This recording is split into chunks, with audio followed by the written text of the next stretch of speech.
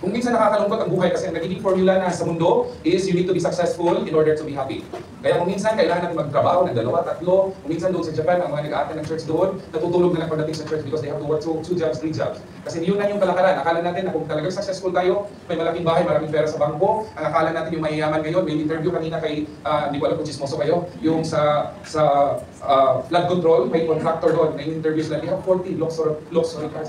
40 luxury cars. And then sabi ka nung in-interview yung mag-asawa, bawat model, iba-ibang kulay kasi ayaw nilang sumakay ng nagpukumit ng suicide. Kasi ang katotohanan, hindi ibig sabihin na successful ka, may wala kang money na magiging masaya ka. But ang gusto ng Panginoon, masaya ka because most of the people na masaya ay nagtatagumpay sa buhay. At yun ang totoong measurement ng Panginoon ng success, yung taong happy. Amen? Success, and there's no such thing as success kasi there's always a mountain to climb. Pag gusto mo ng bahay, gusto mo mapag-aral yung mga anak mo, pagkatapos makapag-aral yung anak mo, magkaanak na naman yan, meron na naman kayong apo, gusto niyo malaking bahay sa Pilipinas, sa Visayas, sa Luzon, wherever you are, pag mayroon na naman kayo, gusto niyo naman, meron na naman kayong beach resort, meron na naman kayo, there's always a mountain to climb. Meron ako iPhone 16, and yung this is the latest one, bigay ko sa inyo, ito. Pero alam ko, pagbalik ko next year, hindi na naman kayo masaya. 133 times. Napaka-importante. Ano yung heart sa Bible? Mamaya na lang sa seminar ko lang. For good living. Kasi kung minsan, ang nangyayari sa atin, sabi doon na, praise to God, the Father of our Lord Jesus Christ, that because of His mercy, awa niya, we become born again. So now, we can have great expectation and inheritance in Christ. Dahil tayo yung mga born again na, nandito na sa atin ang great expectation. Nandito na sa atin yung victory. Saan tayo natatalo palagi?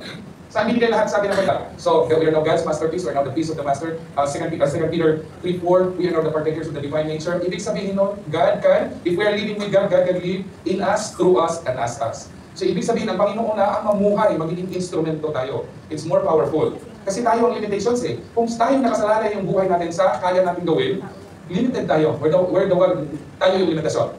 Nahirapan mag-isip ng Bisaya or Tagalog. Because of the perfect and the finished work of Jesus Christ, may relasyon na tayo sa Panginoon. So pag may relasyon na tayo sa Panginoon, we're no longer coming to the church to offer it to God. We're now coming here so that God can work in us, through us, and as us. It's now flowing in our spirit, soul, and manifest in our body. So siya na yung gumagawa ng Panginoon. The new commandment I give you, that you must love one another. As I have loved you, so you must love one another. So kaya ba natin ibigin ang buong mundo? Sa new commandment, kaya ba natin ibigin? Nag-iisip kayo eh. Yung asawa ko, hindi ko kaya patawarin. Bakit sinabi ni Jesus, new commandment? An Old Testament, an Old Commandment is you have to love yourself, you have to love others, love your neighbor as you love yourself. So, sa Bisaya pa, higugma ang uban sa tauhanon, di mong paghigugma. That's the Old Testament. In the New Testament, the New Commandment says you have to love one another as I have loved you. The secret is the love of God is already in us. So it's the love of God, we bless others. So the love of God is now working in us, through us, we bless ourselves, and then the overflow, we bless others. So kaya na natin ibigin lahat. Ibigin ang buong mundo. But it doesn't mean we don't create space and boundary. Pag hindi na ba, lumayo sa pag-ibig. Amen? Nasa introduction pa tayo, ang daming church. Because marami sabi sa simbahan para mabago. No. The church is the manifestation. It's an outpost. Ito yung physical na outpost para dito ka mag-manifest yung kingdom of God, espiritu mo. When you become a born again, there must be a spiritual reproduction. May spiritual renewal, may spiritual regeneration. Ang pagbabago ng isang Christian thoughts, lahat ng sinful thoughts, lahat ng godly thoughts, the battlefield is of the mind. This is the root. Kaya kung minsan, umiiyak lang sa simbahan paglinggo, paglabas na naman hindi. Saan ang labanan? Saan ang pagbabago? Saan? In your thoughts. Ang roots talaga ng problema ng sinful thoughts, ang sinful actions, bago ang sinful actions, comes from the sinful thoughts. Dito talaga ang root ng problema. Kaya kung talagang tayo lang, sabi ng Bible, make every thoughts captive to the obedience of Christ. Kung talagang naka-align talaga tayo sa Word of God, what is the fruit of the Holy Spirit? Love, joy, peace, patience, kindness, goodness, faithfulness, gentleness, and self-control. Kung yung thought lang natin, yung hindi na tayo maniniwala because we are dead with Christ, don't trust your own thoughts. That's why kailangan natin basahin yung sinabi ng Biblia, palitan natin lahat ng thoughts natin with the Word of God. Yung sinabi ni Jesus Christ. Make every thought captive to the obedience of Christ. Anong sabi ng Panginoon? We have no love, we have no joy. The reason na kung minsan malungkot ka, nagagalit ka, is because you believe in your thoughts. Pinapasok mo si Satanas. Kung mayroong magnanakaw sa bahay nyo, manakamas, may baril, tapos papasok sa bahay nyo kasi alam nyo magnanakaw yan. Anong gagawin nyo? Papasokin o hindi? Hindi, kasi pagpunta kayo sa simbahan para dito kayo mabago. No, dito kayo dahil bunga. Nandiyan na yung pagbabago. You are now the beloved child of God. Simple lang yung, simple lang yung foundation. Hanggang iniisip mo pa rin, galing pa rin sa akin yung Panginoon, ang Spirit. So the love, the joy is always there. Hindi mo na kailangan ihingi sa Panginoon, Lord, give me love and joy and peace. No, it's always there. You just activate with your thoughts. As long as ang thoughts mo is nakafocus kung ano na yung sinabi ng Panginoon, your feelings and actions will always align with your thoughts. Make sense? Malinaw? So yun yung foundation. If there's healing, the kingdom of God is manifested in the church. If there's love, the kingdom of God is not about eating or drinking. It's righteousness, peace, and joy. Meaning the kingdom of God is in the Spirit. So si Jesus Christ, Apostle Paul, yung mga apostle, they are focused on the kingdom of God, the kingdom of God, the kingdom of God. The kingdom of God is now in our born-again spirit because the King and His kingdom is now in our spirit. So every time na magpunta tayo sa simbahan, tapos may naghihiling sa inyo, the kingdom of God is manifested. Bunga lang yung simbahan. Baliktarin na natin yung mindset. Magsimba ako para mabago yung buhay ko. No, mabago na yung buhay mo kasi binago ka na ni Kristo. You are not born again. I'll show you mamaya yung declaration ng Panginoon. Nandiyan na yung pagbabago. Pagdating nyo sa simbahan, meron ka patawaran, merong acceptance, merong pagaling, merong pagbibigayan, pag-iibigan. You're just manifesting the kingdom of God. Okay? Your kingdom come.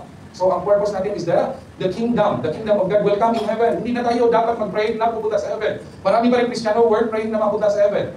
Sino nag-pray na mapunta sa heaven? Sino ang nag-amen?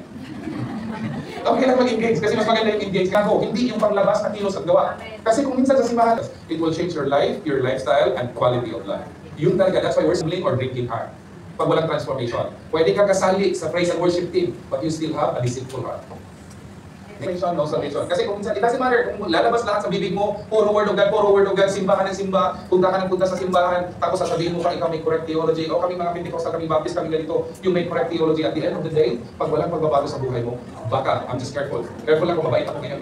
Laban racing. Maybe there's no salvation. Baka walang kaligtasan. Kasi maraming kung titingnan nyo nga rin, debate sa YouTube. O, amin yan ni Sir Calvin, nandiyan yung Panginoon sa'yo. Galatians 2:20, I have been crucified with Christ. It's no longer I who lives. Sabi ng Apostle Paul, but it's now Christ who lives in me. Palagi ko sinasabi, love is our superpower. But many Christians, we don't understand what's love. Yung love is our superpower. Unang-una, ano ba yung love? Is it noun or verb? Pangalan o paniwa? Verb, thank you. Pastor sis. Malapit ng pastor. Kung nasa pag-ibig ka, nandyan sa iyong Panginoon. The Bible says that when you live in love, you lose our superpower. Paano natin malaman yung halo-halo kung hindi natin alam at natikman ang halo-halo? So the same thing with love. Ang love hindi natin naiintindihan. We don't even know if it's a noun or a verb. What is love? So paano natin magamit ang power ng love? Meron si Bishop Sami. Di ba ko kilala niyo si Bishop Sami? Meron silang verb. Both? Pero it usually manifests or expressed as a verb. So hindi talaga pwede kang umibig. You can give without loving, but you cannot love without giving. Pag talagang totoong pag-ibig ka, hindi mo talaga mapigilan umibig ka at magbigay ng pag-ibig. So love is God. God is love. Therefore, it is a noun. Kasi pag verb, nakasalalay sa'yo. Brand new creation. Bago ka na. The word creation, in the Greek word is kitesis. Kitesis means hindi pinatamo sa ilong, hindi nilagay. We have a brand new life now. Right? So no transformation, no salvation. Pag wala talaga see the kingdom of God unless they are born again. What is the meaning of again? Greek word means anothen. Anothen means we are born in heaven. We are born of God. So hindi na tayo mag-pray na mapunta tayo sa langit. Parang physical at saka spiritual.